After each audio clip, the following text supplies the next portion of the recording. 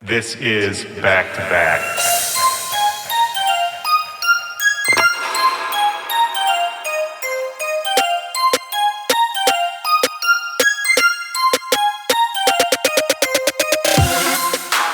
Yo, what's up, Back-to-Backers? This is Willy Joy. Welcome to the show. This is Back to Back. This is my podcast. How is everybody? Happy February. Man, 1/12 of 2018 is gone. How'd you do? Did you make the most of it? Kind of a whirlwind, but it's been a productive month for me, man. So I'm sending those vibes out to you guys. I'm feeling inspired today because my guest on the show today is Ookay. Ookay just released his new single called Cool. It's out right now, came out last week. He put out a really fun video for the song that he shot with his fans all across the country on his last live tour. We talk about the making of the video, we talk about the tour, we talk about the upcoming album, and if you're in Southern California, watch Ookay's social media tomorrow, Wednesday, the 7th of February. Southern California, he's got something in store for you. I'm not going to ruin the surprise, but if you're an Ookay fan, you're going to be stoked on this one, so don't sleep. We're going to get into that conversation in just a second here, but I want to tell you something exciting. I've been working on this for a while, wanted to launch it a while ago, couldn't. You don't need to know why because it's boring, but I've always gotten lots of comments saying, hey, you always talk about all this music on the show. Why don't you play the music? We want to hear the music you're talking about. We don't know every song. You guys talk about a lot of songs. You talk too much. Your voice is stupid. Your hair looks dumb. You know, those last couple concerns I can't do anything about. But the music, here's the deal. I can't play every song we talk about on this show because that music is copyrighted. I don't own it. It's breaking the law for me to play it unless I went and cleared every individual song that was mentioned with every record label to put it out. It would be time consuming. It would be expensive. I can't do it right now. But what I can do and what I have done and what I'm really excited to share with you guys, I just made a new Spotify playlist for this show. The playlist is called Back to Bangers. It's on my artist profile on Spotify, and every week I'm going to update it with all the music we talk about on that week's episode. I'm going to put in some related stuff that maybe we didn't even mention, but you guys might enjoy. I'm going to put in all my new releases, going to put in some classics, some music from the guest. I think it's going to open up the world of back-to-back, and hopefully you guys will hear some cool music you haven't heard before, maybe some music you forgot about. And each week, I'm going to put a link to the Back to Bangers playlist in the description of every episode. Hop on the playlist, listen to everything we're talking about, and we'll just party together every week, all week long. On that note, don't forget to subscribe to this show on whatever platform you're listening to. Leave us a rating and a review if you got an extra minute. We love that. It helps the show a lot. And you can hit me up all the time, anywhere, on all social media, at back-to-back-pod or at Willy Joy. You can email me to backtobackpod@gmail.com. Whew, all right, I think that's covered. Check out the Spotify playlist, guys. It's going to be dope. So, for this conversation with Ookay, I met up with him in LA. He had a month off, and man, this is a special one. We hadn't seen each other in a while. I miss the guy. Always have a great time when I see him. We actually ended up spending most of the day together. It was supposed to just be an hour, but we were having too much fun. And you're going to notice about 2/3 of the way through, the sound on this changes a little bit. It's nothing bad, but you might notice it just changes a little. And the reason for that is we did the first part of the podcast, and then we had to take a break. His tour manager came over, and by the time we were ready to get back into it, there was an alarm going off outside. We moved to a new room, switched the mics out. And what you're really going to notice is that in the last third there of the interview, you know, we had had a couple glasses of wine. We had just been hanging out all day long. And even though it does get a little bit loose, I wanted to leave it in just because listening back to it, it just made me smile. We were having a good time. You'll hear us say this in the conversation, but really I think it was just a little mini therapy session for us at the end of the day. And look, I just have a great time talking to this guy. You know, he has big dreams. He has big goals. And I like somebody who will say those goals and then put in the work to achieve it. I think there's something really respectable about that. So go ahead and strap in. Let's get into it right now. This is me and Ookay back to back. Let's go.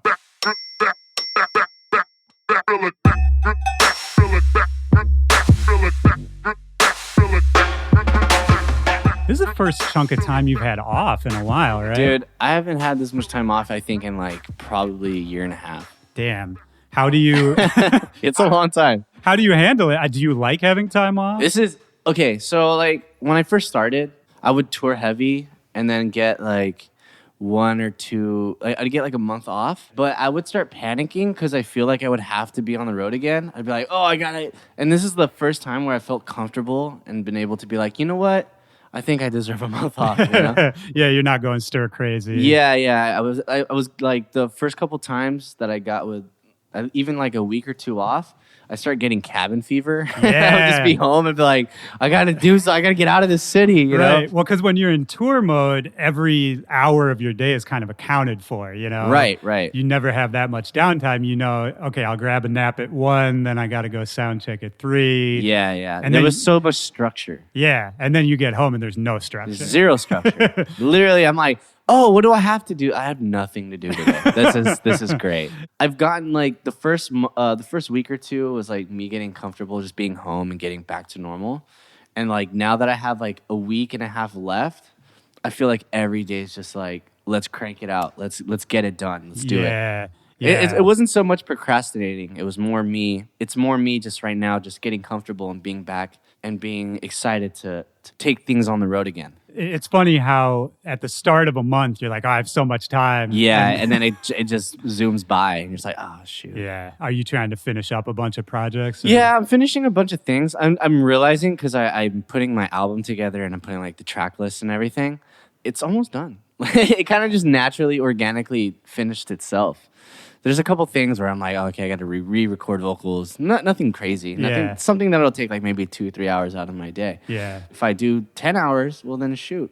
How much can I get done for real? You know, you think about classic rock albums, all Right. that. I mean, that's how they made it. You go to a cabin in the woods for a month, and then you come out with an album. You know, I think that's how it's supposed to work. I know. I've actually been thinking about getting an Airbnb somewhere and just taking the studio out for like 5 days and just getting like a new atmosphere, you know? Me and Kurt, Flostradamus Kurt, have talked about doing that as like a creative retreat for years, and we've never made it happen.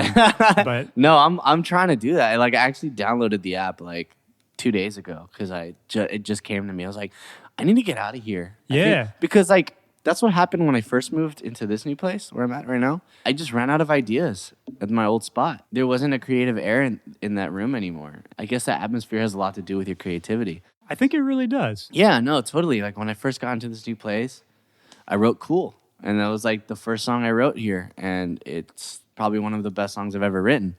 And I'm excited. It's coming out very soon. Yeah. February 2nd. Oh, so nice. That's probably right around when this is going to come out. So hey, perfect timing. It's coming out with a fan music video, which is what I did. I did these Renegade parties with Soundbox LA.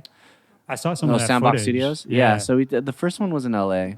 And we did that on a subway cart or like the tram. Yeah. They gave us a portable speaker, and it's super loud. It's pretty gnarly, actually.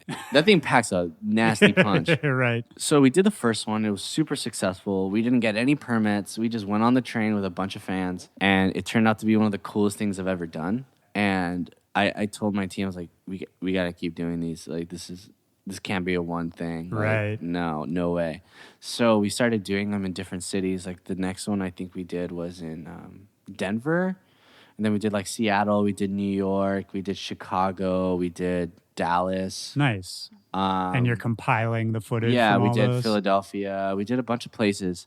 We basically made a music video. We brought everyone together. We took pictures. So I was able to have that moment with my fans and the people who support me and give them an experience that they would never otherwise have. Right. You know, because a lot of artists don't really like get out there and get really intimate. And granted, a lot of us are just really, really busy. This was like, it took a big portion of my day to be like, okay, just got off the plane, Yeah. got to go straight there. It's It's that a sacrifice, but I mean, it's that, but I think it's also that a lot of artists, myself very much included, in our heart of hearts, we're awkward, we're introverted. Oh, absolutely. You know? And so those interactions with the public, I love doing it. It's like one of the most rewarding parts of what we do, but most of the time, unless I was really forcing myself to do it, I wouldn't. I would just sit at home or I would sit in a hotel. Right. And, just... Oh, there's many times where I'm just like, oh, sleeping sounds so sick right now. I got to go like almost get in trouble with the law over this right now. Did you get in trouble? We got in trouble like twice, but it was warnings. They saw like there was kids involved and like families were there and having like dancing and no one was like doing anything reckless. Right. I mean, other than the sound, I mean, I wasn't playing like some dumb stuff. I wasn't playing like crazy. Like Yeah. I'm sure. I mean, after the era of flash mobs, I think cops and security guards are just, they have that in their brain. It's like, oh, group of people, break it up. Yeah. But I mean, flash mobs were cool. I remember that whole trend. Yeah, right. So essentially, it's a flash mob. You're bringing it back. Yeah, I guess so.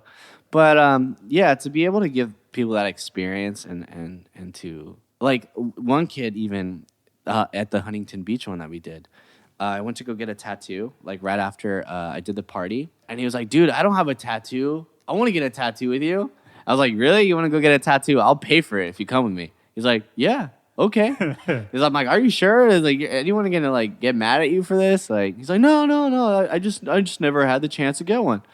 So we ended up getting Wild Cool tattoos. We got matching ones. So yeah, no, it was cool to like share that. Like he gets to live with that. Yeah, forever. yeah. It's like, yo, one of my favorite artists. That's I got a moment tattoo. frozen in time. Yeah, know? we have identical tattoos. Man. With his favorite artist. Hell yeah. Pretty nuts, you know? So like that I love giving people something that isn't so readily available or something that they don't expect. Well, and you just said, so he's got a tattoo of his favorite artist. I mean, are you able to process the concept that you're somebody's favorite artist? Like, no. Man, I'm just in my boxers making music, man. Like, ain't nothing to that. I think about like seeing you here in this beautiful apartment in LA, and I think about the first time I met you in the flesh. It was in what I think was your childhood home in Chula Vista. In Chula Vista, San Diego. Yeah. And your folks were puttering around. Yeah. You were just in your bedroom making something. God knows what. Ugh, I don't even want to go back. It was years ago, but but it's just crazy to see, how much has changed since the last time like we really sat down. Yeah, it's been a while. Like, I mean, we've run into each other on the like road. Milwaukee. Like I think you did a show like same time as us. We got to hang out. It was New Year's, I think. Yeah, it was it was Halloween. I think it was Halloween. It was both, right? Because there were two. We did it like twice in a row in Milwaukee. You remember? That's right. This? Yeah. You played it. Yeah, we get like that bottle, and I went back to back for a little bit. That was fun. Yeah, that was fun. I remember that too. But other than running into you on the road and all that, it's been a while since we just sat down. Yeah, no, seriously. And so much time has passed, and I think about seeing you then, and obviously you were working hard then. You had a lot going on then. You're working hard now. You have a lot going on now, but it's in a really different dimension. And I think about just being young and on your own in Los Angeles, getting this success. Like, are you able to process it, be in the moment, or are you just, is it kind of like it's rushing by and you're just trying to like do as much as you can? Well, the thing that for me is I've learned to count my blessings and to appreciate and be able to point it out. Because a lot of people don't take time to really appreciate what they have going. And it's hard to do that. It's hard. No, definitely. Like, it's easy to get gassed up. It's easy to definitely like become a narcissist about it, you know, and like really be full of yourself. And sometimes I have to humble myself and get back to reality and be like, look, you just have a cool job. That's about it. Right. That's the only difference between you and anybody else. Yeah. Granted, your job's playing in front of thousands of people every day and making music in your bedroom and flying across the world to do what you love to do. I'm blessed with that. I don't take it for granted. I count my blessings, and I thank the people that have helped get me there. Yeah. And that's has a lot to do with the fans, a lot to do with my management, my team, and the people that I work with, my agent. Right. You know, it's a team thing. So and when I say so much okay, of that, not to cut you up, but so much of that can go away so quickly absolutely, too, right? I've seen it come and go Yeah. real quick. Yeah, so real quick. I'm sure we've all seen it. You know, there's people who will get success for a year or two, and then years after that, they still have that attitude like it's, you know, whatever time they were popping. And Exactly. And because I've seen it, is something I've learned not to make that mistake either. yeah, And I think it has a lot to do with either complacency and feeling like you're on top of the world. But I never will feel like that. I always feel like there's something way better I can do. right. Never satisfied. Never satisfied. Yeah. Always hungry. You know, it's hard when you're on the road and everything is in front of you and you see the outcome of all the input that you put in, you know? Right. Like that, you see the output of Yeah, like that's how where much you input. get rewarded for the work you've been doing. So that's all I've gotten all year. Good show after good show after amazing show, sold out, festival. I can't even count how many people I played for this year. But I'm finally home. Right. I'm finally getting to come back to reality, be like, you want to keep doing this? You want to do another year of this? You better hit that studio, boy. Like it ain't gonna those shows ain't gonna book themselves. That's like right. they don't want to book people who are making good music. They want to book people that have promise and that put on a good show. Yeah. As much as I put into my music, I also put into my live performance. I put into my DJ sets. It's one thing that I've learned to definitely sit down with myself and be like, okay, so what kind of artist are you going to be today? Are you going to sit and just watch the blessings unfold? Are you going to get out there and get your hands dirty? Are you going to You got to take sit it back to the and roots, just right? you're just going to tweet all day? Like, you know, what kind of artist are you going to be today? At a certain point, you have to go back to the roots, right? Back to the meat and potatoes. Exactly. For you, I mean, let's talk about the roots a little bit. Are you Right. born and raised in Chula Born and Vista, raised in Chula San Vista. Diego? Yeah, Chula Vista. A lot of family from Tijuana, which is Mm-hmm. Baja California, Mexico. So I would do a lot of going back and forth from there. Yeah. So I'm definitely like Mexican as hell. What did your parents do? My dad, he's a bass player. My mother's a singer. My dad actually works with computers. Right now, he works with Texas Instruments. Oh, So he's shit. doing a Shout lot out of, to like, Texas yeah, Instruments. hell yeah. You made my high school a lot easier. Yeah, so my dad basically, he goes and takes care of like setting up all the computers for like headquarters in different like either states or countries. Yeah. And helps with that. Like he just went to the Philippines and like set up a whole Texas Instruments like headquarters there. and Wow. stuff like that, you know. Yeah. Really cool stuff. And my mother, she's retired, but she was a caretaker for my grandparents. So she was doing that as like a government job because they like, you know. Oh, interesting. Yeah. So that way she would never want them in like a home or anything. Like she promised herself that she wouldn't do that. Right. Not that there's anything wrong. Again, people are like super busy. No. But I mean, on the other hand, I do like it when you see that family vibe and, you know, multiple generations in the same house. It's not so much of like an American thing. Yeah. But other cultures, it's very common. And once you start traveling and getting out of the country, you see it more and more. And I've thought about that. I was like, you know, what if I was raised in a different culture? You know, what if I had multiple generations in my house? Right. You probably learn so much. I mean, Yeah, I mean, on my mother's side, my mom has 9 brothers and sisters. Damn. And my mother's a twin. Wow. She has a fraternal twin brother. So there's the huge family, like, culture. It's and even if it is a smaller family, like, just like with the Mexican, like, culture is just very family-oriented. do you have family. siblings? I have a brother. Yeah, Okay. I have a brother. He's an artist, and he's also an amazing Overwatch player. Oh, shit. So he is, Is right he now... pro, semi-pro? He's almost pro. Like he plays with Overwatch League like players Yeah. and can whoop ass. Like he can hold his own. He's doing a lot of Twitch streaming and stuff right now, so Yeah. definitely check him out. I'll link everybody to that. Yeah, on no, Twitter. for real. Yeah, I'll put for sure. I'll get the link from Abe. I'll put it. Yeah, in no. the If you description. love video games and you love Overwatch, definitely check my brother out. It's breathtaking. it's watching him play is just one of the most mesmerizing things I've ever Well, seen. and it's a new wave, right? Like I can look at a pro gamer in the same way we would look at a musician. You know, it's Yeah. kind of the same hustle. Yeah. If you take out like what we actually do, Right. so much surrounding it is the same struggles, the same Yeah. ambitions. You know, Man, I'm at the point where I feel like Overwatch is one of those games where it could become an Olympic sport eventually because it's just so skill base. It's so crazy. And Well, I it's mean, like, they're building the arenas for esports now. yeah, man. it's nuts. Yeah. I'm definitely going to check out E3 this year. I mean, some of those dudes are making more money than we are, for sure. Oh, absolutely. I think just to even like sign your team up for like a professional league is like 1.3 mil. Like something crazy.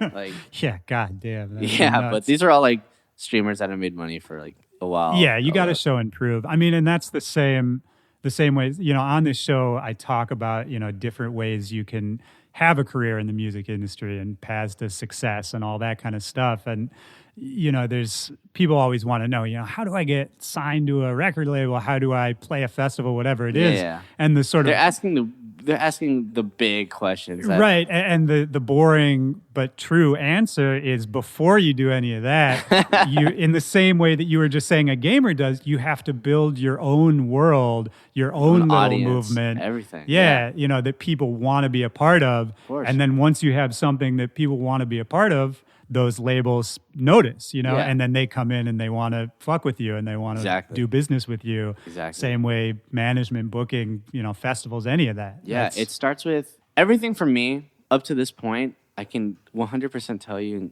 has been organic. Yeah. Nothing ever I've done forced upon myself or forced upon others to do for me or felt like anything was a favor. In such like a cutthroat business with music, Yeah. it's nice to have such a clean slate, at least for myself. I don't feel like I've done anyone dirty. I don't feel like I've cheated anyone out of any work that they haven't been credited. I haven't felt like I truly didn't deserve what's come to me. Yeah. And it's one of those people that I love to give back to other people the same way they had helped me. It just comes with being a good person. Sure. A lot of the people you meet at the top of the food chain are all genuinely nice people. Like I've been Yeah. surrounded by the nicest people as of lately, and like anyone I meet out and about that's like doing really well for themselves, genuinely nice people. Oh yeah, absolutely. I And mean that's it's again such a simple lesson, but it's so true. Nothing but a kind heart and just a willingness to help. Yeah. And that's literally how you make it. Oh yeah, and in this industry, I mean, like you said, most of the really successful people are good, kind, Yeah. helpful people. There's a couple assholes. Of Everybody course. knows who There's- they oh, are. yeah. And they stay in their little Yeah, corner. yeah, they stay in their corner. You still have to do business with them. You deal with it. It's cool. Right. But that's not the majority, and that's It's not the It- path to it's- success. It's a you know? misconception that a lot of people have is like, this guy's an asshole or this guy's full of himself. And it's like, I don't have time to be an asshole. right. Yeah, that would That's so much effort. that would create so much extra work. It's too. it's so much effort, dude. Like, being an asshole just sounds like tough work. Yeah. It sounds hard. Did you have any experiences when you first started taking production seriously, taking music Of seriously? course, there was always a where- jealousy factor where you felt like, oh, I'm working way too hard for this kind of output. Did And you it's ever like- feel taken advantage of, or Yeah, no, absolutely. And it's easy to pick on the smaller people Yeah. coming up, but because I think most of us have those stories from of our course, I early think days. if you don't have this story, then I don't know. You must got really, really lucky. Yeah. No, I've definitely been taken advantage of. I've had money stolen from me. You know, not gotten paid for shows, shady promoters. Being said no to a label, saying yes to a label, and then just never getting back That's to me. almost worse. Yeah. Or being like, yeah, let's do it. No contract, or it's like the worst contract ever. Yeah. And when you're young and naive and you Yeah. want it, Yeah, you're that's gonna the say thing. yes to everything. To, You know, yeah, It's- any possible opportunity, Absolutely. even if it's And- going to hurt you in the long run. yeah, you're just like, oh, I'll deal with it. No, How did you even? Because you've been musical. It sounds like your whole life, right? Your yeah, parents were I've had musicians. I've had a rhythm and everything since I was like 2. I've been like a drummer and like been able to like keep on beat since I was like 2 or 3. What kind of music was around you growing up? I grew up in church, so I was always around gospel. Yeah. Like black gospel, because my Mhm. dad's a bass player and he like just loves gospel music, and he Powerful was music, man. able to keep up with it. So I was always in these churches, these small churches in the middle of nowhere in Compton. Even I would go to like random church because my dad used to tour with the choir Oh wow. and okay. a really good choir. So they'd go around to different churches. Yeah. And A whole black choir and just one Mexican dude on the bass. You know? And it was a sight for people to see because like what the heck? Who is this guy? yeah. But to be around so many musicians where they were in not a position to get lessons or everything was self-taught. That's the only drive I've ever seen from a musician standpoint is Right. I don't know anything about this, but I'm going to learn it. And I'm going to have to learn it on my, like, I'm going to hit the ground running because, like, So that's something you took from I watching took those that guys. from watching people, like, start off and get better and better and see them progress because I'd be there at choir practice, you know, with my dad, like, after school, whatever. And that's interesting yeah. you say that because I think what you're doing now, you can hear that. Like, that's something I've always really liked about your music and what you put out and the way you write music is that it's always throughout the years, regardless of what it sounded like, it always sounded like you know, like it Yeah. was always, at least to me, it was very authentic and you could tell it wasn't like you were sitting in a room with a bunch of writers. It wasn't like you heard some song and wanted to copy it. Yeah. It just sounded like you Yeah. know? And that actually makes a lot of sense hearing you talk about watching other people who kind of learned how to do it on their own Yeah. and didn't go to school or were just self-taught. you Right. know? And the thing is, like, with dance music and with electronic music, when I first started that, I knew nothing about it. I knew Deadmau5, Cascade. Was that your That's entry it. point to it? Deadmau5 Cascade? Yeah, that kind I of mean, stuff? well, yeah, I heard Move For Me, and I saw, like, there was definitely more chord progression than most dance music Yep. songs that I was listening to, and I was like, I can get behind this. Like, okay, I'm seeing more musicality out of this than Yeah. I just whoa, whoa, whoa, whoa, you know, like whatever, like bleeps and bloops and whatever. Is that what you thought of like electronic That's what music? I thought. I Yeah. thought everything was techno. I thought Tiesto was the only DJ ever. Yeah. And that was it. It's like, oh, there's only one DJ in the world. His name's Tiesto. All right, He's cool. still kind of the only Oh, happy DJ. birthday. I think today's his birthday. Oh, man. Shout out Tiesto. January 17th. It's his birthday. Mark yeah. that down on your calendars, guys. Boy, for next year. Better get him a gift. Better get him something good.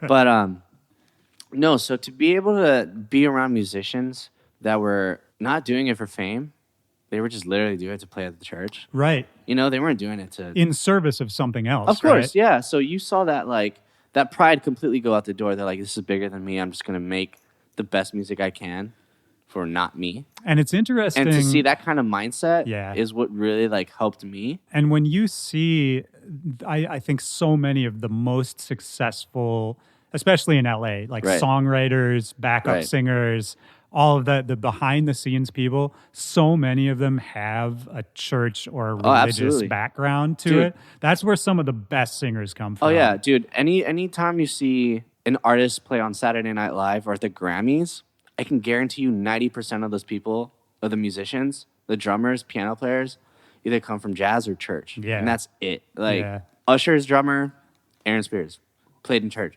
Alicia Keys, all her people, church people. Yeah. I'm freaking, dude, I can't even, Kendrick Lamar's probably all church people. Yeah. Like, any of these rappers or pop artists that have, like, a live element to them probably either come from jazz or rock or church, and that's it. It's in dance music too, man. If you look Absolutely. at, especially if you look at a lot of the originators, you know, a lot of the early Chicago and Absolutely. Detroit, like Chicago house, Detroit techno, Right. You know, and so many of them come from a religious background. Yeah.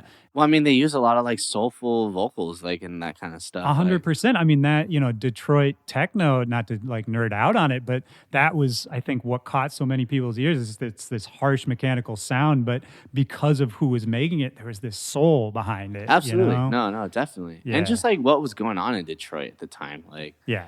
you know, it's, True. yeah, you know, there's a lot to do with, like, the kind of music that was coming out of there. And, like, Yeah, which still probably does, man. no, absolutely. Yeah. I mean, I've been to Detroit. yeah, man. You've been to Detroit. You Oh, know yeah. what's up. Detroit people, shout out to y'all. I love you guys. Yeah, shout out to I actually Detroit. really do love Detroit. It's an incredible city. There's Yeah. this one time. I hear it's got a huge culinary scene now.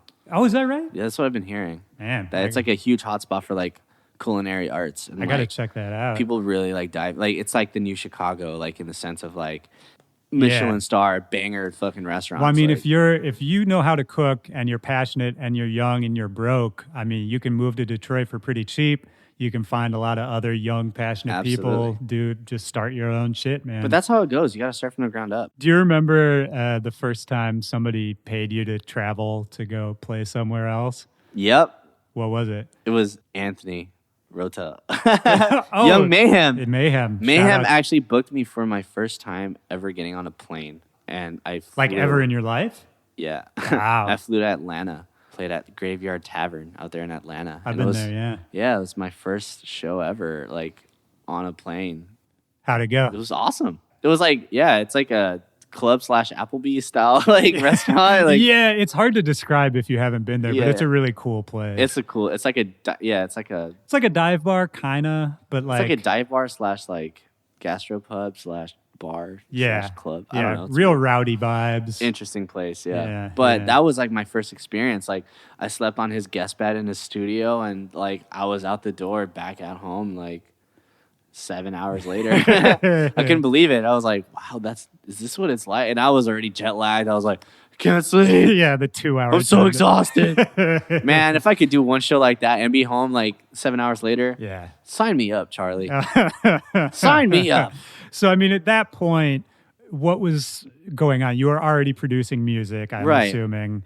Like, what year did you really start getting out there? Would that be 2014? Yeah, I think 2013 I started to really get that momentum. And then right into 2014 is like when Borgore started to really look at me, and I started playing my stuff out, and then took me on tour for a couple dates. Yeah. And that's around the same time I met Jaws. And then, just kind of touring like that. And it's probably around the same time I met you, like we were talking in Chula That Vista. was around the same time, yeah.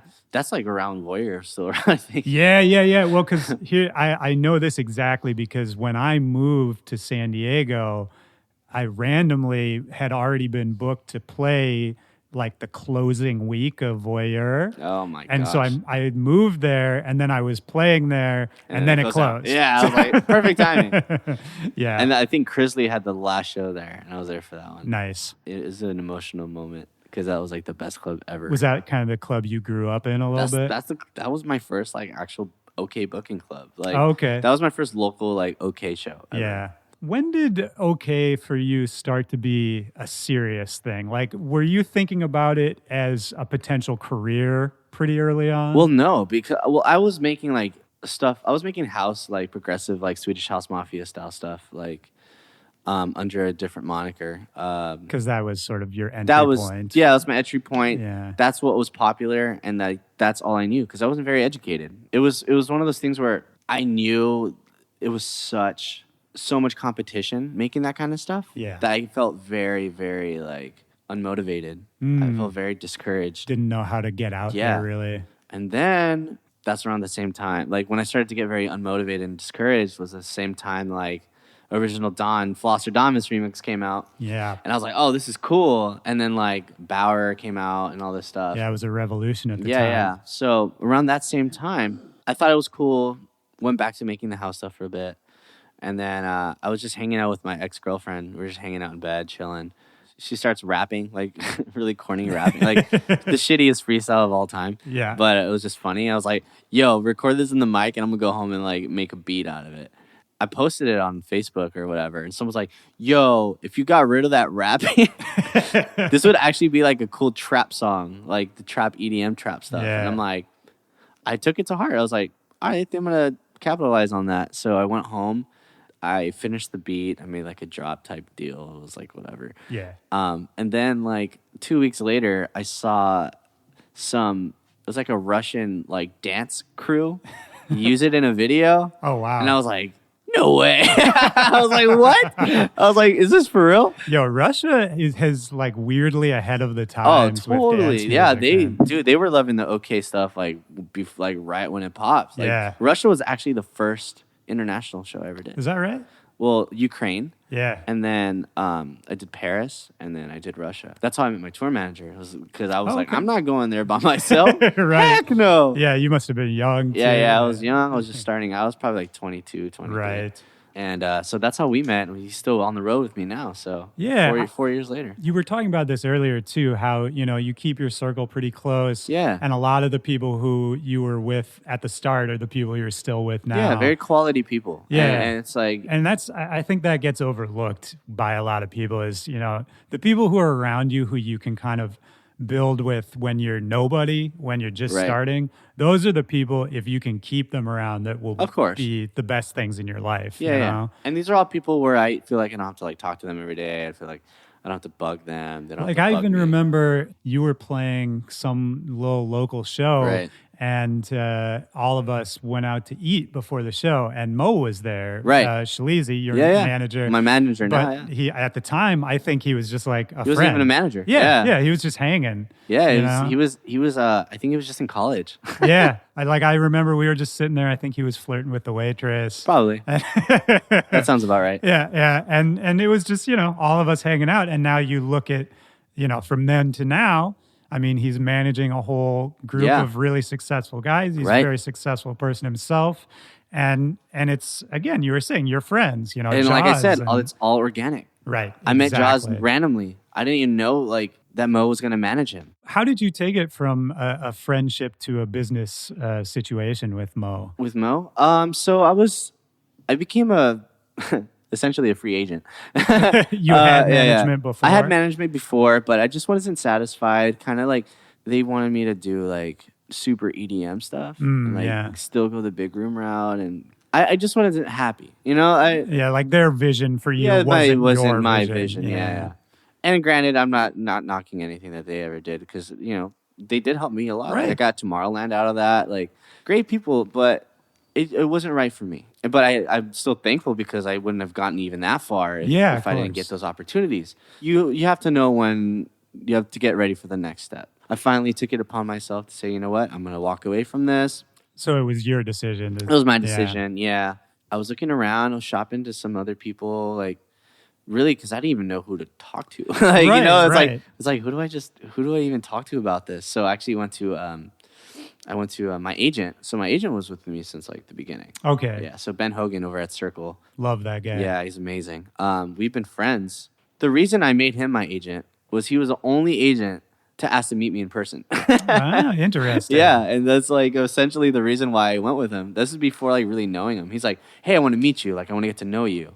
Every other one was just through email. There's no face. Yeah. And they were just it's a yes or no from us, Right, and it's very much numbers based. It's what's your tour history? Yeah, and that might work for other people, but for me, it had to feel organic. Yeah, and that was the one person who stood out. And this is before really knowing him. So when we finally met up and we got to hang out, instantly clicked. He instantly saw my potential, and I think I've surpassed his expectations of because he was just doing this is back when I was barely making the Pond de Floor trap remix and stuff. Right. No one ever saw Thief coming. Right. No one saw Chasing Colors or Lighthouse or Cool or any of this. Well, it's interesting to me. I was thinking about this on the way over. Is that it seems like from your first, sort of official release, as Ookay, as a solo artist, which was that was the Ghost EP, right?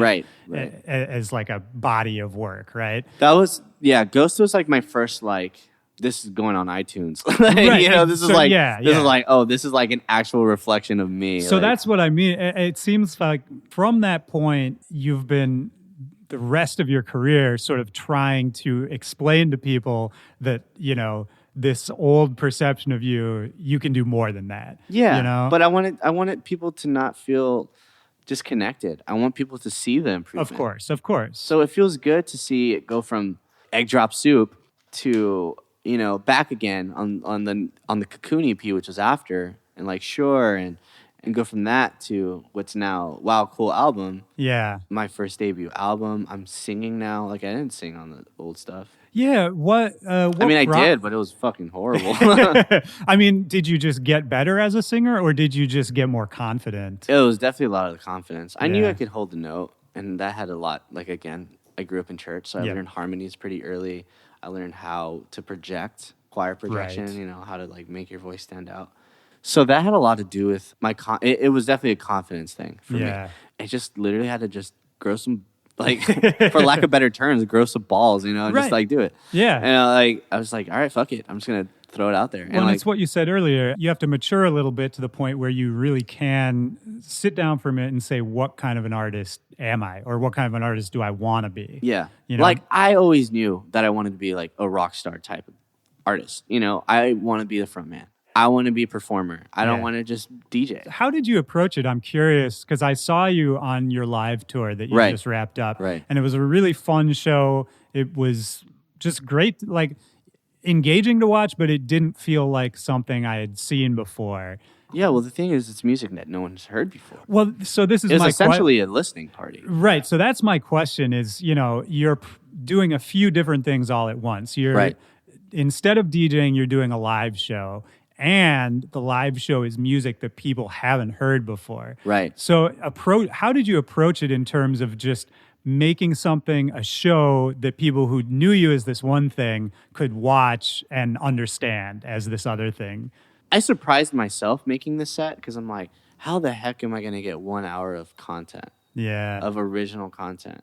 I blew myself away. I was like, I didn't realize a lot of amount of time I was like. Sure, yeah. You'd realize, like, I mean, after all these years, right. It just compiles. That's how this album's working out. I'm like, I already have 11, 12 songs? Was this the first tour where, I mean, obviously, as DJs, we play our own shit all the time, but was this the first tour where you really focused it on your own material? Yes, it was 100% like original content. Were you ever nervous or just anxious about not playing the anthems or not fitting into, like, if you're on a festival? It definitely took me a while to get comfortable with people just watching me rather than like a freaking mosh pit. Like people going crazy, like 1, 2, 3 drop. It almost knocks you down because you're just like, you're not getting the reaction that you expect. But that just, that's just because of rave, man. Like people party and party and party. And like, this is a concert, you know? For me, I like that feeling of being uncomfortable and feeling like I need to be doing something more because that's what will push you to change your show or to change what you're doing in a way that eventually you connect with people in a different way, you know? Right. You challenge yourself, right? Yeah, and that was one of the things. I went into this head first. I told my agent, I told Ben, I was like, I want to do a live show. I left it there. I didn't say when. Yeah. Comes up, this motherfucker. He hits me up. He hits me up and is like, so we got you your first Ookay live show, nocturnal main stage, 13,000 people. You got 3 months. All right, go. Yeah. So I was like literally forced to do this. Right. And it was like, ugh. Oh my God. I can't tell you how much I was pulling my hair out. Man. Immediate regret. Oh, immediate. I was like, do it. It was a nice idea, but I didn't think I'd actually have to do it so soon. But it was like the best thing that ever happened to me. Because like, if he didn't do it, I would never, I would still be like, oh, I'm going to do a live show event. I would still be there. Right. You have to be thrown into the deep end, right? Oh, absolutely. We were touring heavily when we found out this news. So essentially, we only had 3 weeks till the show. To like build the whole And 3 thing. weeks prior to the show, we had nothing. Not a single thing. Zero. Like if I told you what's a live set, I would be like, dude, I don't even know how to like play the piano that well yet. Right. So it was literally like we sat in this apartment, me and Jenks. Jenks helped MIDI map the entire show. Like we had all these controllers. We bought a brand new laptop. We were buying all this stuff. Right. And it's a pretty extensive show. I mean, it's not just you hitting a drum pad. Oh, dude. You know? I've never had to work so hard in my life. And it's one of those things, like when we first started those 3 weeks, like we sat in this room, like we were doing 16-hour days. Wow. And like not seeing the light at the end of the tunnel, like for the first week and a half. Right. Like, we were like getting discouraged. We're like, I don't know how Just this getting is going to work. lost, We're just like, I don't know how we're going to make this happen. But I started like making, basically what I did was I made sort of like these medleys of like 3 or 4 songs with a lot of missing elements and a lot of stuff that I would have to play. I do a lot of singing as well. Right. I'm singing like 80% of the set. Yeah. So I feel like a lot of my talent, if I'm just singing, I'll be okay. And that was like my first step. Is like that's my fail safe. And I was like, always fall once I back got on comfortable, I'm like, I don't want to fail safe anymore. What else can I do? All right, let's take out the piano. I got to play the piano now. All right, let's take out this entire drum section, and you have to play the whole thing. Right. Okay, now you got a guitar. All right, now you got to step out in front, play these notes. Oh, now you have a guitar solo over Thief. Okay, now you got to do this and that. And it just kept growing and growing and growing. And this is with a 3 week Yeah, time. just learning as you go, right? Yeah, and then we did like SIR. We were here at the rehearsal space, yeah. taking it super seriously. And I'm like walking outside, it's freaking like Jesse J's out there. I'm like, oh, snap. Oh, Kid Cudi's next door. And it just got me excited because I'm like, okay, this is real. This is serious. Like, Yeah. I'm an artist here. I'm like, I should be taking this to heart. Like, I should be really like focusing on this. So we were in the studio every day And I just got better and better. And I'd finish 1 hour. I'd be like, all right, we finished the whole set. Let's do it again. Whole hour again. And we did that like 6-7 times straight a day. So I was playing a set, essentially. I was playing 5 sets a day. 6 or 7 sets a day. I had sex 6 times a day. It was good for my mental. I like that you said that, and I can kind of picture it in my head because as long as I've known you, you've always had that work ethic, you know? Like, I don't know why I keep referencing that one time I went to your house. But I remember I went there and you were working on something when I showed up. You were working on something when I left. Yeah. I mean, have you always had that work ethic? It seems like you're pretty good at sitting down and doing it when you need to do it. I think you just catch me at the right time, to be honest. No, that's fair. That's fair. No, there are some times where I get to be really just Abe. And I think that has a lot to do with why Ookay works so well, is because like what I see with Sonny's doing or Skrillex. Where is he? Who cares? Right. He's being Sonny right now. Right. He's taking time to be himself. And I feel like a lot of people don't give themselves the chance to do that. Well, and it's important for an artist. It's important just as a person to do that for yourself. It's so mentally But even if you take that out of the equation, I think it's just important for an artist to do that. Absolutely. I think a lot of artists run into a problem in the modern era where it's expected that you just put out content forever. Yeah, no. Every week you got to do something. That's the problem with dance music. It has people put out singles and they have a life expectancy of like 6 months, 7 months. Tops. If it doesn't pop, you know? I mean, I think that's lucky if you can make it that long, you know? Yeah, and that's a problem. Some people put out a single that's gone in a month. Yeah. You know?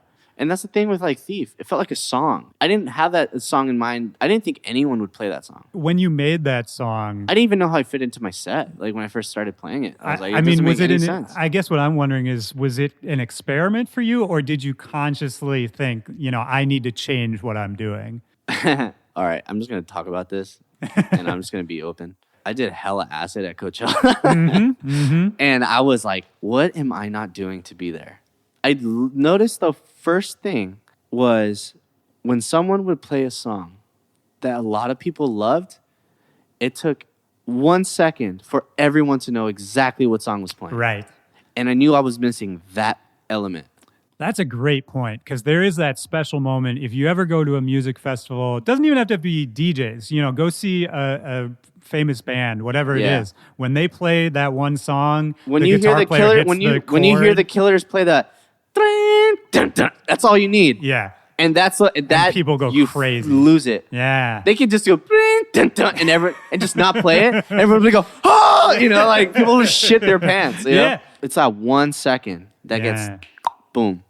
And that's like one of the things that I've learned to do in all of my songs. The first 2 or 3 seconds is such a huge impression on what your song is going to be. When I listen to music and I'm driving through SoundCloud, you listen to the first 2 seconds, you go straight to the big part, check out the bridge, maybe. Right. And it's like, and then you move on because there's so many songs out As there. a DJ, that's what we're trained to do. How quickly can I grab your attention? Right. And even as a listener, too. Absolutely. Listeners have more and more music to go through just the same way DJs do. Yeah. It's with a different different mindset. Yeah, but we're still, it's the same way. We're trying to impress them as quickly as we can, Yeah, you'd be surprised, the first 2 seconds matter the most. How do you, just in a writing sense, how do you do that? Is there a way you approach it now? No. Yeah. Because every song's so different. You just try to find something that has that vibe. Yeah, sometimes like a song will just organically happen. Sometimes it'll sit there for 2 years. Yeah. And the thing I like about the songs that take longer is they stand the test of time. Yeah. There's songs that I haven't put out that are going to be on this album that are like 2 years old. And they still sound great. And I still play them live. Yeah. And people still love them. And it's one of those things, it's like, it's okay to give yourself that time. Right. We want to crank something out and put it out like the next day. Another part of this show is that I'm obsessed with creativity and how it works. Right. And like how to channel it and, how different artists do it because everybody's different. Right. And, for me, sometimes I think I have good instincts. Right. I know what I like. I know what I don't like. And so sometimes I'll come up with a great idea. Right. But I'm not in the place where I can really realize it, but I know the idea is good. Yeah. You know, so then you make. But the thing I tell a lot of people, and it's like, how do you get in the studio and know what you're gonna make? And the only things that I know of is like cleanliness. I keep my place really clean. If my apartment's not clean, if I don't make my bed in the morning, if I don't have everything like down, like almost like a ritual, yeah. it can't work. You know, a messy mind, like your lifestyle should be a reflection of the music that you're making. Yeah. Your taste, even the clothes you wear. Right. I feel like everything has a taste. Everything has more to do subconsciously with the music that you make. Your life experiences make the music for you. Right. If you're hurting, feel it. Yeah. If you're not feeling good, if you're sick, feel it. If you're mad, feel it. Yeah. It's okay. Yeah. I feel a lot of people want to shelter the emotions, want to brush things off. Feel it. Right. Well, and I think that to take that even further, you know, if you can channel that, whatever that is, into something productive, you Right. know, It's a therapy tool. yeah, that's the key. That's you what know? it's become for me. I was For me, it's talking to a few different people. Like I just had Dioro on the show, and he was Right. always saying, anytime he sat down to make music, even when he was struggling, homeless, whatever, music was always the reward. Like his work was the reward. It wasn't Once work. you export know? that track, it's there. It's forever. Yeah, When you man. die, that song's going to be there still. yeah. That's such a great feeling. You're right. And that goes with anything you put into. Well, and I like what you said about the approach and the setting and setting yourself up to be creative and to be productive Right. in the right environment. I remember for me, for a long time, I would just kind of roll out of bed, put on some sweatpants, you know, just like stumble Scratch into your the ribs, do one of those like... yeah. And then I'd sit like that in the studio all day long. And after a while, I found out that if I approached it like a job, you know, if I set my alarm, I got up, I showered, I shaved, I did my hair, whatever, I put on a nice outfit. Right. And then just sat down and did the exact same thing. The results were dramatically different. Absolutely. You know? And that's the thing. It's like when I tour a lot, I don't want to come home and see laundry on the floor. I don't want to see like, another job to do. And it gets me away from just jumping straight into the studio. Yeah. I want to come home and be like, well, my place is completely spotless. We got nothing better to do. Let's run it. Like, right, you know? Right. I don't know if you're the same way, but it's when I feel like I've run out of other shit I need to take care of that I'm like, well, I don't have anything else to do. Yeah, but because this. music becomes a last resort at that point. 'Cause Right. You're like, I got all those other things. You know, when you wake up and you open the door to your bedroom and you're like, okay, well, I have literally nothing to do now because the whole place is clean. Right. All I have to do is maybe go get like some food. Yeah. And then go straight to work. I'm going to Yeah. get home and there's going to be nothing I have to pick up. There's nothing I have to vacuum. There's nothing I have to wash. Yeah, you got to set yourself up for success, man. Right. Especially when you're coming and you're exhausted and you're back from work. Like, I don't want to get back and be like, oh, I left all this for like now. And it's like, that's a Right. day completely taken away from you working or from you being creative. Yeah. And, you know, if you think about, you can't make creativity happen. You can't sit down No. and say, I'm going to Can't have a force good it. idea now. Can't force it. But what you can do is you can allow space and time for it to hit you. Absolutely. You know, if you sit there all day long with that, you know, no expectation, Yeah. but just putting something out there. Right. Over time, it's a numbers game. Eventually, you're going to find what you're trying to do. You know? Yeah, exactly. And it's one of those things. It's like, if you can't think of anything, don't force it. Go outside. You know, go. Yes, Yeah. yes. You know what I mean? Like, don't push yourself, and because you're only going to get yourself down. Because you're going to be like, I'm not creative. That's Yeah. the only way you're going to think then. Right. And that can be toxic too if you sit down and just bang your head against the wall and you say, I didn't do anything. And then the next day you wake up and you open up, you know, whatever you're using and it's another blank session and you're like, oh, not again. You know? No, I totally feel that. Yeah, that can be really tough. Sometimes I just leave it on the project. So I wake up and the project's still there. Yeah. I'm learning to do that too. I like that. Yeah, that's a good one. You're still on Fruity Loops?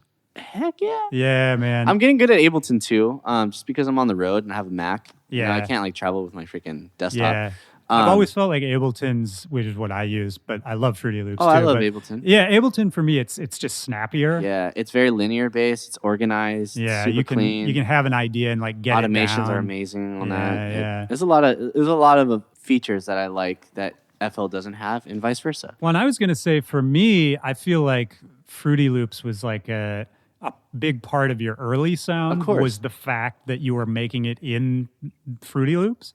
It came down to it was the first one I could crack. Yeah. You know what I mean? And I think every producer ain't gonna sit there and pay $200. No offense to Ableton or FL, but like no one's got that money, man. Well, yeah, when you're starting off. Now it's I hard. have obviously like the. Well, yeah, that's what you got to do, man. It's like, steal, pirate, whatever you can at the start. And then once you get successful enough, start buying the software. Yeah. But I mean, give credit where it's due. yeah, you know? but the price point is high. Not everybody starts off with a lot of money, Yeah, it's not easy. Yeah, it's not easy at I all. don't expect anyone to just go out and buy Ableton. Yeah, so like I've been on the road, so I've been doing a lot of like these cool edits and like stuff from my live show. I always want to feel like I'm working. I don't want to feel like I'm not doing anything. Yeah. So even if I'm not making new music, I'm at least doing something for a DJ show or making or reconstructing everything. Because Right. granted, people want to talk crap about like setting your setup and like having your track list. It's one of those things that people love to speculate about and love to. It's just one of those things. It's the same. What, you as want like, me to just go up there and not know what the hell I'm going to play? Like, Well, I mean, and some people do that, but that's cool too. To me, it's just a non-issue. It's the same as like people love to a speculate. club maybe, but like festivals and stuff, like you should definitely come correct. Yeah, either way, man. I think whatever works for whoever. Like to me, I just don't care. It's the same. Same thing as ghost production. Oh, like, dude, I just don't care. Yeah. Like what I care about is an artist. Are you able to execute the vision you want to execute? Exactly. That's the only thing I care about. Yeah. I don't really care about the specific steps you Yeah, take to I get mean, I there. have nothing to prove to anybody. I did. Right. I did Vegas for a year. Yeah. Like that was all just freestyle. Like What was that like? Like compare and contrast, because I don't think the average listener might not know the difference between I a totally get Vegas that. gig and a regular gig. Yeah, if you want to see your favorite artist play a festival style set, you should not go to Vegas. Right. But that doesn't mean you're not going to get like the songs you want to hear. It's just you're going to get them in a very, very different way. You also have to realize there's a lot of people that go to Vegas that have never even heard of you and are just there because, hey, my boy's getting married. Right. Let's go out tonight. Exactly. You know, last So- night as a free man, whatever it is. I know, whatever. You know, it could be anything. It's sort of humbling in a way, though, right? Because even the biggest names, everyone's on the same level in Vegas. You all Right. play the same places. Yep. And a lot of the times, like you said, the people will show up not even knowing who's playing. Right. Which, Vegas gets a bad rap from DJs because it can be that kind of random element. And even a super famous person can Right. have a bad night there pretty easily. Yeah. But I always kind of liked it because it is humbling and it makes you work again, you know? It makes you feel like you have to impress people. Right. And the thing is, like, you don't have to do that when you play your own shows. Right. You know, like, when you play a festival, they're booking you. Right. You know, they know exactly what they're getting. Yeah. They know exactly what's going to bring people. A DJ who can play Vegas and play Vegas well, I think is such a more rounded artist than somebody who hasn't had to deal with that, you know? Correct. And Vegas is awesome. And, like, I'm glad I was able to be given that opportunity to play it. Yeah. And have a residency and basically become a family with the people that work there. Like, they've... Because you were there, once a week, once every couple weeks? I was first name basis with everybody. Right. I can still just go back and enjoy. If I ever want to go to Vegas, I know it's taken care of. You know, it's nice. Yeah, absolutely. And maybe you'll find your way back there eventually. Of course, yeah. Right now, I really need to focus on the live show. I need to focus on the album. I mean, yeah, let's take it there because that's, kind of the last point I wanted to hit. Right. So the album, in this day and age, I think it's a ballsy move to even make an album. Right. Like it's kind of the opposite of what a lot of people are doing right now. Yeah, especially in electronic music. Yes, exactly. So for you, why an album? Why not singles? Why not something else? Why a body of work like that? Because I've done those already. You know, I've had successful singles. I've done EPs that have been, digested and have been received well. I'm like, what's left? Right. Right. And it's cool because I'm at the point where I can song right now. I can sing. I can produce songs and not just how many buildups can I add to a drop, and then that's it, you know? Like, Right. Yeah, well, you can tell that you have ambitions to sort of broaden your horizons as an absolutely. artist, right? The thing is, I never want to see the end of it. I would hate to see the day where I stop impressing myself. You know what I mean? Because you can tell, right? There's definitely artists where you can tell they reach a certain level of success, and then after that, they're kind of just punching the clock, right? Yeah. Granted, that works for people. Yeah, and I'm not knocking yeah, that yeah, I'm not hustle judging that at whatsoever. all. Get your money. Like, Yeah. work hard. You know, like we all got bills to pay. We all have music that we want to make. Anybody and if that who's makes you happy, you know sustaining a what? career, Sick, dude. yeah, Like, I'm not more knocking power to anybody's you. hustle. If you're bigger than me doing that, amazing. Yeah. I could not be happier for you. If you're on the come up and that's what you're doing, keep it up, man. Like, persistence is key, you know? Well, and it's you have to follow the fun, right? Absolutely. And And that's I an did that too. Right. I think you do that more than a lot of people I I'm know. going back to that. I'm going back to DJing. Right. I'm not just gonna do the live show forever. Like, yeah, it's freaking awesome to say, okay, DJ set. I can't believe it. Right. Like, it's happening. Right. Like, that's where I'm at right now. Like you have to specify. Yeah, you have to specify, and it feels amazing. And I like that I can DJ now. I like that I can go back and play all the Did it crazy kind of stuff. reinvigorate it for you coming back to it now? Because I so I was in the middle of my Wow Cool tour. Right in the middle of all that, I jumped right into Asia, and I got to do, I think, like a week and a half in Asia, all DJ sets. Right. And it felt good. Yeah. It felt nice. Yeah. It felt cool to do that again. And it felt nice to know that I can miss the live show again because I was like doing it every night, and I didn't realize what I had until it was gone. Yeah, I think for music, that's absolutely true. Right. That's, even just for me talking to people like this, it allows me to kind of step away from my own shit as an artist, Right. And then when I come back to it, you look at it in a whole new light. Yeah, you have it's fun you again. have new perspectives. Yeah, you have all new that kind of everything, stuff. It's super important to take that time. Yeah, I think it's important. And the thing is, like, I have to learn how to be a DJ again. Yes. Because, like, I've just done this live show like clockwork at this point, and it's just all I've known. Because it's like I did DJing so much.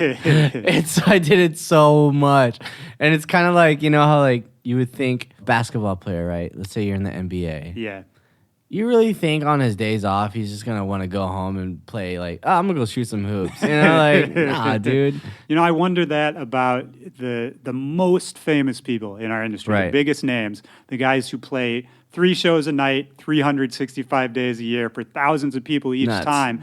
That's the dream, right? Like that sounds incredible. It sounds good on paper. Exactly, Yeah. exactly. And then if you break it down, once you start playing these shows, it's like, well, they probably don't have time to process any of the amazing shit they're doing. Nope. Probably all of those shows, each one amazing in itself, just blends into one long thing. Yeah.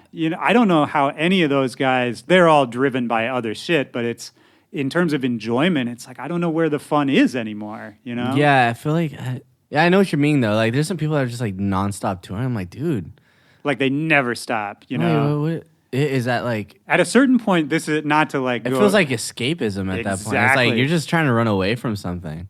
You should definitely absorb like life. You should absorb the person behind the music. And that's why I like admire what Skrillex is doing. He's Right. off the radar. No Yeah. one, and the thing is, like, people have accepted it. And you know what's And it's great because like now he gets to be Sonny. Exactly. And that's only gonna drive better music. I've taken this month off to just completely absorb what's happened this past year and how Big Thief has gotten and become like this anthem, and how Chasing Colors has done well, and how I've met all these amazing artists, and it's nuts. Right. Blows my mind. If you told me I would be doing this kind of stuff 4 or 5 years ago, I'd laugh at you. It would be like, no way. Like, it's crazy. And I'm sure you weren't. That couldn't have even been an ambition at that time. It was you can't such even a stretch. conceive of it. Yeah, it's like I like playing 2K to I'm gonna go freaking play in the NBA, like, for real. Like Yeah. it was so it's so out of reach. Right. And that's the thing, it's just so many steps. I've been doing this for like 7-8 years now. I've been doing this since 2010. I didn't make this up, but there's some quote. It takes a decade to make an overnight success. Absolutely. Like no one sees the work that goes into it beforehand, even if it's just you mentally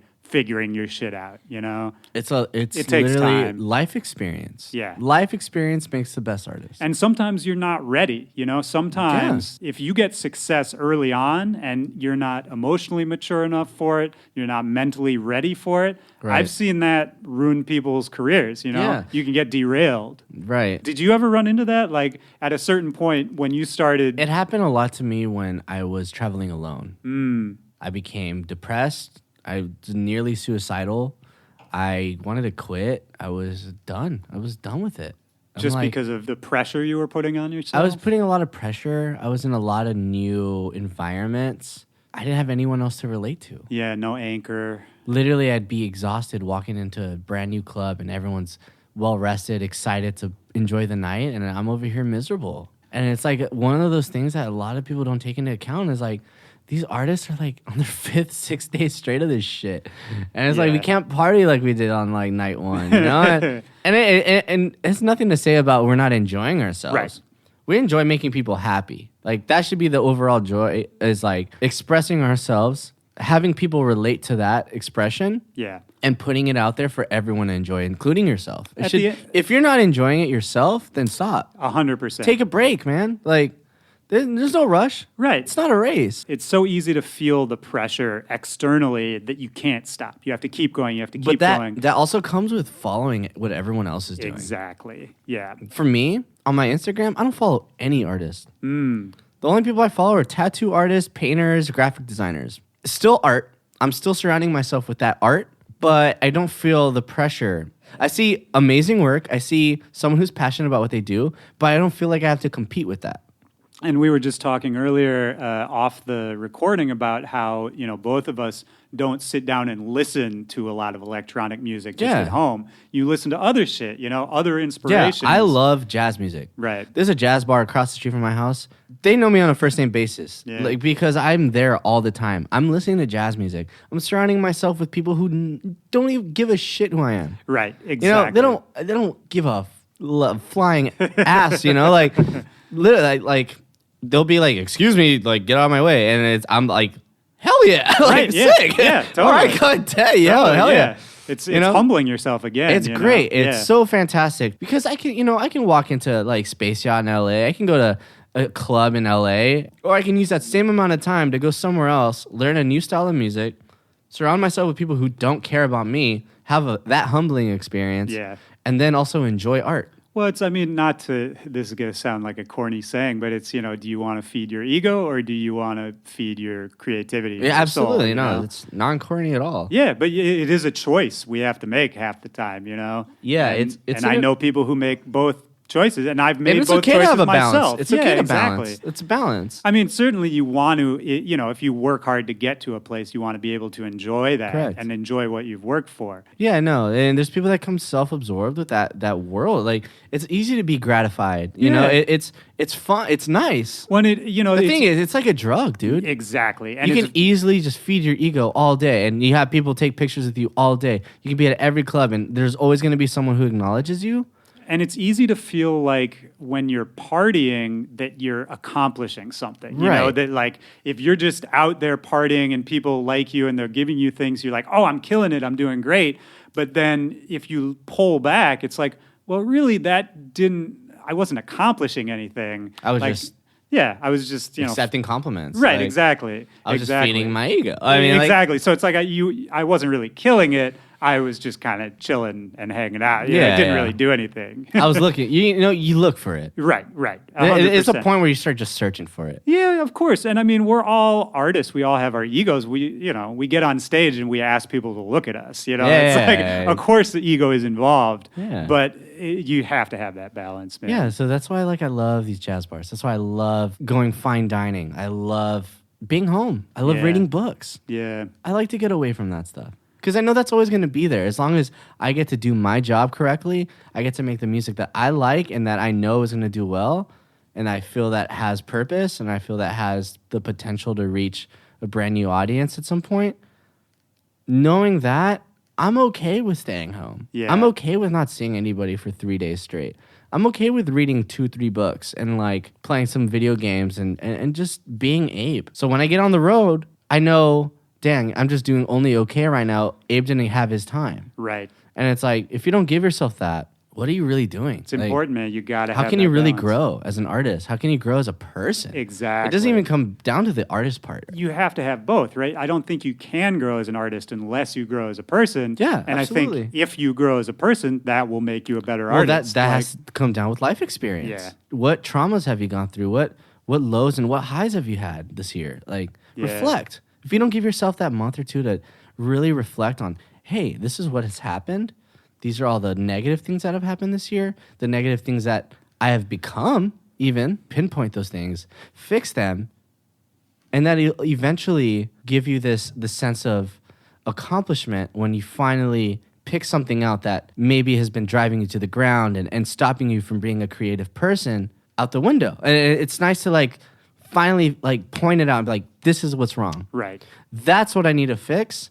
And until I fix that, I can't progress as a person, as an artist, as true. you know, It's true. as a musician, as anything. It's a great point, man. Yeah, there's things in our personal lives that will maybe not consciously, but they do hold us back. No, the from- person is the artist. Exactly. The team is the bigger picture artist, but the music, the person and the feelings that come through the music and what you make have everything to do with your personal lifestyle, with the choices that you make, with the people you even surround yourself with. Yep. You can sit there and get jealous and ruin everything. Like, I didn't do Holy Ship this year. Right. Okay? For example, everyone's having the best time of their life. They're in the Bahamas. They're on a ship. Yeah. Unlimited alcohol.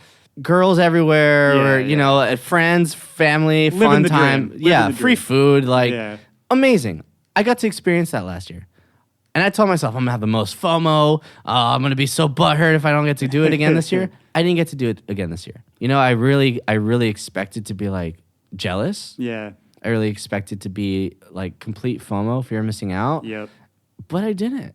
It's a nice feeling, right? It's great. Yeah. You know why? Because I don't follow anybody. I don't keep up. I didn't even know when Holy Ship was. Like, Dude, you know, yeah, like... yeah. And I mean, that's the dangers of social media, right? Is social media is Absolutely. something we have to engage with as artists to a certain extent, but you have to limit it because we Yeah. all know those people who It's live on so social addicting. media. It's such an addicting yeah, thing. yeah, and none of us are immune to it. You know, No, It's a no one's constant above it. battle. No one's ever above that. But it comes down to like, when is it okay to just completely shut everything off and focus on who you are? You're always going to have to try to find some time for the person behind the music. It's true. Because if you don't, the music goes away. Yep. You can't have one without the other. Well, yeah, I mean, you know, you think about like you can't build a building if the foundation is cracked. You know, it's that kind of thing. Completely. You wouldn't even start. Honestly, this is like a nerdy analogy, but it's the same with making music. It's garbage in is garbage out. If you start with an idea that's not perfect, if you start with something flawed, no matter how good you are at production, you can't fix a bad idea, you know? Yeah. And it's the same if you have a problem inside yourself, Yeah. you have to take care of that before you can move on. It's okay to accept that it doesn't work. You can't succeed if you don't fail. You can't know what succession feels like if you don't know what failure feels like. Yep. The difference is whether you see it as a failure or a learning experience. Yes. And you have to learn to pick that out. We talked about this earlier. You were saying, you know, if you're angry about something, you're depressed about something, that there's ways to channel that into something productive. Yeah. And, you know, all of this is tying back into a very old idea, which is there's always a silver lining. There's always a way to turn the negative into a course. positive. Yeah, but that's the thing. A lot of people don't have that advice given to them. So I completely understand when people like hate, because I've been on that side of the spectrum. I've been jealous, angry. I've looked at the numbers and be like, this doesn't add up. Yep. Why am I not there and they are? Why are they getting that time slot and I'm not? Yep. Once you throw that out the window, you know who actually taught me that was the Chainsmokers. Really? They said, after Selfie, we saw our numbers do well, but no one was taking us seriously, and we were seeing what other people were doing. And then we completely said, you know what? Let's just delete everybody. Let's unfollow everybody. And not because we hate them. Obviously, Right. it's for ourselves. Once they did that, then Closer happened. Then Kanye happened. Yeah. Then Paris happened. Then all this music started happening because they weren't caring. Right. They were spending the time that they were instead of being jealous or focusing on, oh, how can we get to that level? Or to, listening to haters or any of that. Yeah, to completely taking that energy and making songs that would like impact radio, Right. impact countries, nations. And that's a great point because regardless of what anyone listening thinks of the Chainsmokers, you can't argue with what they've been able to do with that project. Absolutely. And I love hearing that was their mindset because I think I got to sit down with them and hear that directly from them and changed my life. Yeah, when they that's- told me we don't care about what other people are doing, but we support and we love anything that comes our way that's given to us and that they reach out to us, like and cool. and they're great guys. I mean, They're amazing super people, man. nice Oh my guys. God. Yeah, I'm glad that I took that advice from them, right. and it's driven me to make the music that I'm making and to be the performer that I'm willing to become. Now when I see hate, well, honestly, first of all, I don't see that much hate anymore. Right. I think I've grown a core fan base that'll like defend me till the day I die. But that's because I've been 100% transparent and completely clean with them. I've brought them into the family of like, you guys are okay too. You know what I mean? Right. There's no wall between me and my fans, you know? Right. You can walk up to me at a bar, at a restaurant, say hello, and I will treat you like my best friend. Like, Yeah. and that's one of those things that my mother taught me was every impression is a first impression, regardless if you think so or not.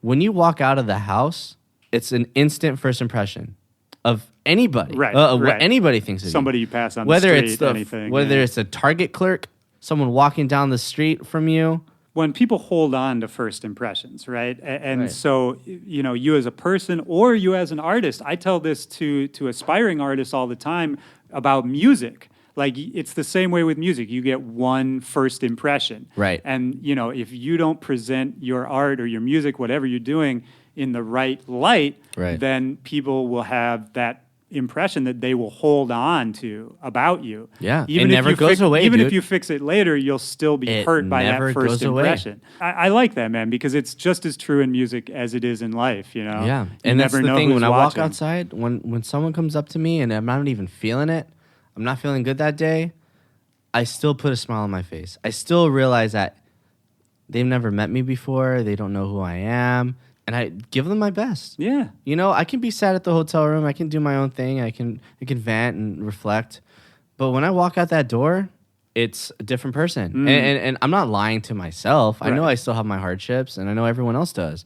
But how you treat people, how people treat you, how you react to situations and scenarios says a lot about your character. Of course. And that your character can get you a lot farther than sometimes even your music can get you. It's like we said earlier, man. All the top guys are the ones who are kind, nice people. you know? Absolutely, because they put in the effort to be a good person. People think that you have to be this cutthroat. You know, any artist, we all have an image we put out of ourselves. course. That's just part of marketing and Yeah, like, Ookay is a brand. And the thing that I'm doing right now, actually, I haven't even talked about this yet. Ooh, get ready for another 30 minutes. Oh, exclusive. so right now I'm actually working on lectures in colleges. So I'm doing a college tour, doing lectures, not Wow. music, lectures. Okay. So I'm basically talking about how to eventually see your artistry and your music as not just music, but also as a business. Because you're selling something, right? You're selling something. Of You're- course. Well, you know, at the end of the day, we all sort of pretend that we're not doing this for money, but, you know, we all have to live off of this, Duh. right? Well, So I don't want to it- do this and have to go to another job later. Exactly. So, I mean, that's... I want to be able to do this full time so I can put out the best music I can make. Well, right, and it's just one of those funny things that artists never talk about publicly because I'll it's talk about it all day. Right, exactly. And I love talking about the business of it and how the meat and potatoes, how you make it work financially. But I'm just saying to the public, you don't talk about it because talking about money is sort of frowned upon, you know? Yeah. And so I like that, you know, you're I'll finding talk a about way it. to talk You know why? about it, Because you it's know? real life. You want better music from me? How can I make more time to make better music? Well, not working another job. That's Yep. one of the things. Making more money per show so you don't have to play every night so you have more time. Freaking exactly. How do you make a foundation for yourself financially? How do you team build? Granted, none of us can do this by ourselves. When I talk about Ookay, I say we. I can't do this by myself. Of course not. I have a photographer. That's how we get content for Instagram, for Twitter, for Facebook.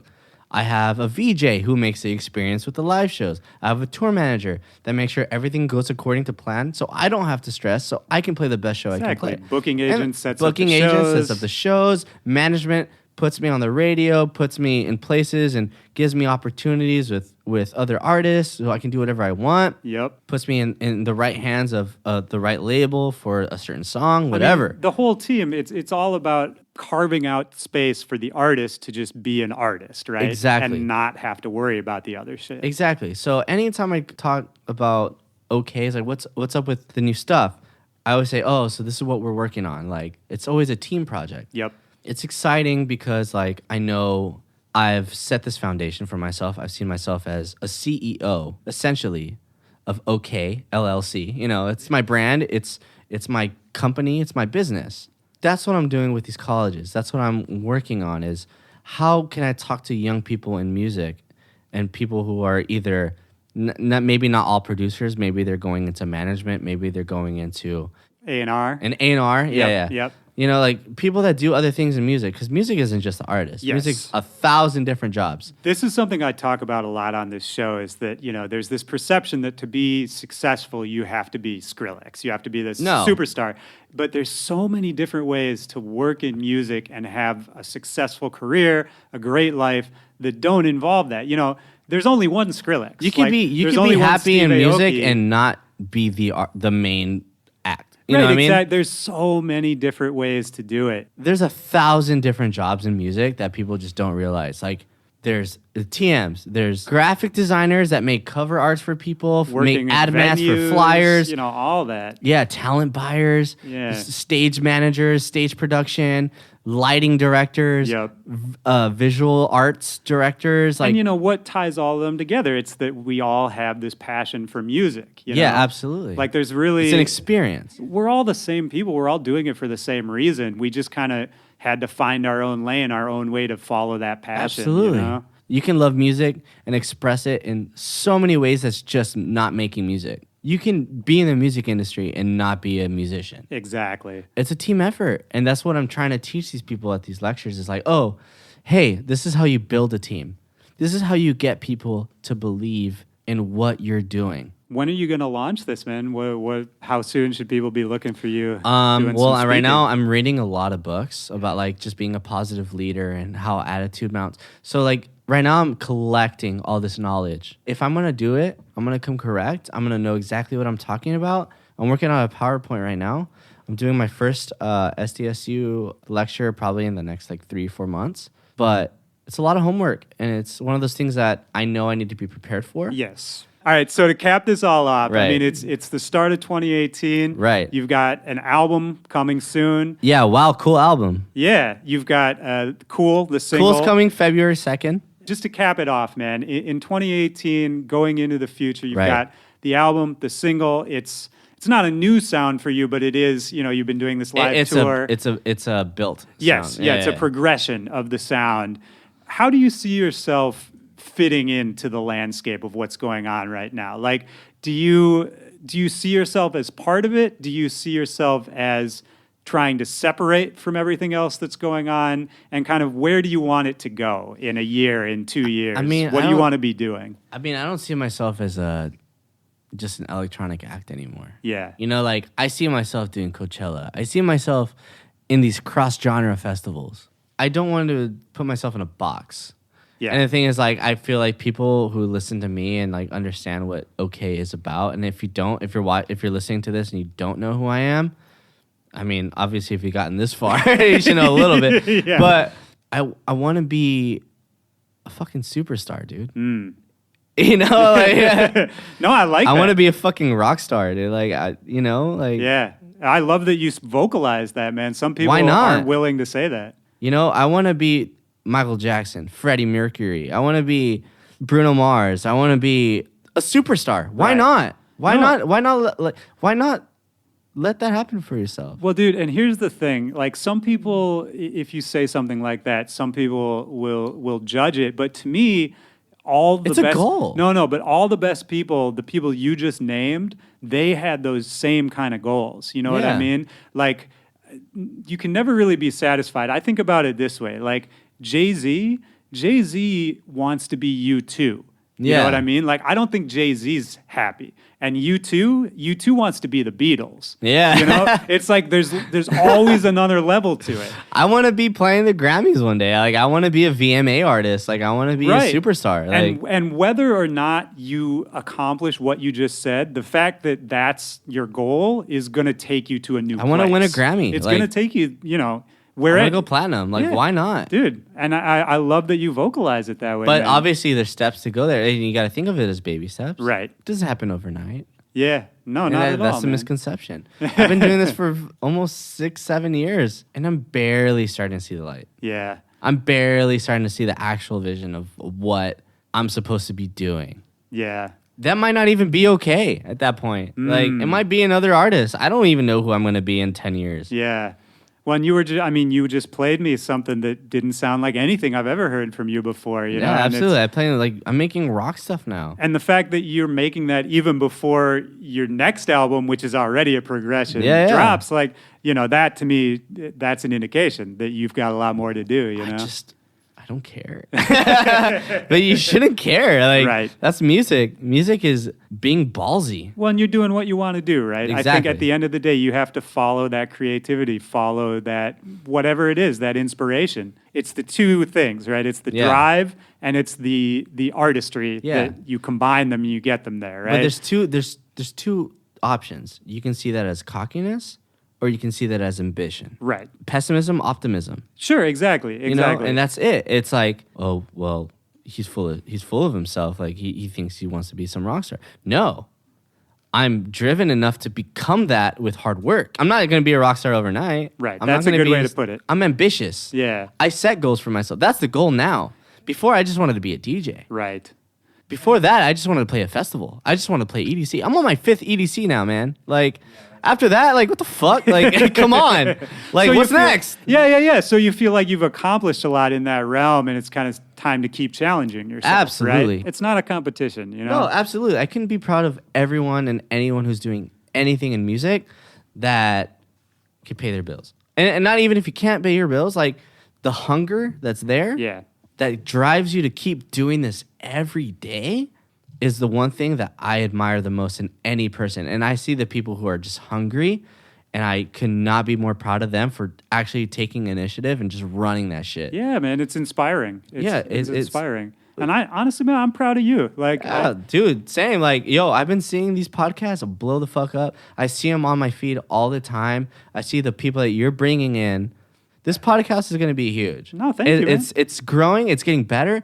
And you have an audience, and it's amazing. Hi, everybody, by the way. What but you know guys? what? Like, it doesn't go unnoticed. Like, no, thank you, man. this is an impression that you've made in dance music. And it's like something that I'm proud to be a part of. I'm glad to be a guest on the show. I appreciate you being a guest, man. And just in the exact same way, you know, I've watched you grow over the years. Right. That's not like we hang out all the time. Of but course just, not. You know, But that's the thing. Friends don't have to do that. Yeah. Anytime I see you, man, it's always open love. arms, dude. Always Open love. arms, always love, man. Yeah, like, man. It's great. And just to watch where you've gone from when I first met you to now to what we've been talking about this whole time. Like, I'm just excited to see what you do, man. I'm glad you're doing it. The new music sounds great. New album's coming, man. Yeah, it's inspiring, dude. And I'm really excited to see where you're going to take it because after this conversation particularly, it does just feel like kind of the beginning. Oh, after this, I'm giving you a big ass hug. Yeah. All right, man. Yo, thank you so much. Oh, dude, thanks so much for having me, man. Absolutely. It's nice to like talk about this kind of things because like I don't get to express myself in this kind of way that often. That's why I started doing this, man, just so we could have these kind of talks. Because like I have a therapist, I talk about my personal problems, and I get to do that. But when I get to like actually express myself with like what's happening musically and people that understand what I'm doing, and what's going on, it's like it's such a release. Well, and we as artists, I mean, we're busy and of course. It's just really nice. Like honestly, for me, selfishly, it's just great to sit somebody down and talk like this for an hour. You know, no, like we just don't get those opportunities. Yeah, so really, we honestly, don't. man, it's especially with some people who can relate 100%. Yes. Like, dude. Yeah. Well, it's like what you were saying before. It's easy to feel isolated. We're by ourselves a lot of the time. Correct. It's been therapy for me. It has. It's very therapeutic. It's a learning experience. Like I've learned a lot from this conversation completely. Like now I'm gonna like go within a new light and be like, okay, yeah, Absolutely. I'm gonna listen to this podcast later and be like, all right, what did I like that I say? What did I didn't like that I say? What can I fix? And I'll go back and listen, and I'll get some inspiration. I'll go back to the studio, man. I mean, Absolutely. it's reciprocal thing, dude. And, Absolutely. Shout out to everybody who's still with us here, because I hope you're getting something out of this. I think this is a good one. I hope No. you guys learned a lot. Well, yo, Abe, thank you so much, dude. Ayo, thank you so much, dude. Ayo, this is an amazing experience. I'm so happy to be here. Yeah, Thank so you, happy guys. to have you, man. All right, peace, dude. Peace out, yo.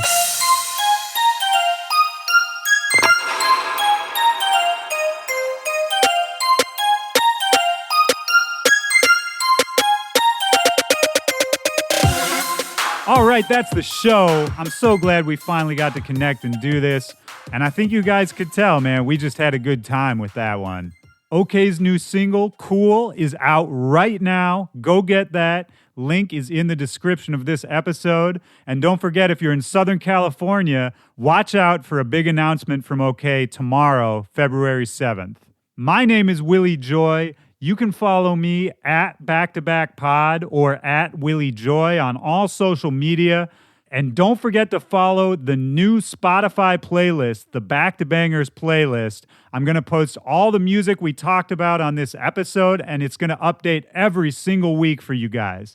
Let me know what you think. Backtobackpod@gmail.com is the email address. And that's it. I will talk to you fine folks next week. This has been Back to Back. Peace.